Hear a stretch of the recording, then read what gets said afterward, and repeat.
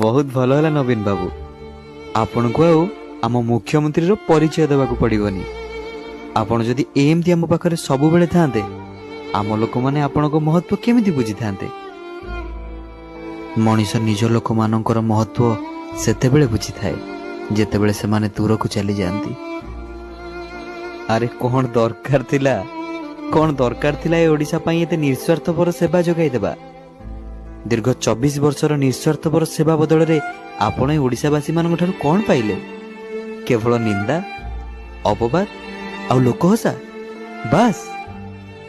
ଆରେ କଣ ଦରକାର ଥିଲା ବନ୍ୟା ବାତ୍ୟା ଭଳି ପ୍ରାକୃତିକ ବିପର୍ଯ୍ୟୟ ସମୟରେ ଦେବଦୂତ ହୋଇ ଲୋକଙ୍କ ପାଖରେ ଠିଆ ହେବା?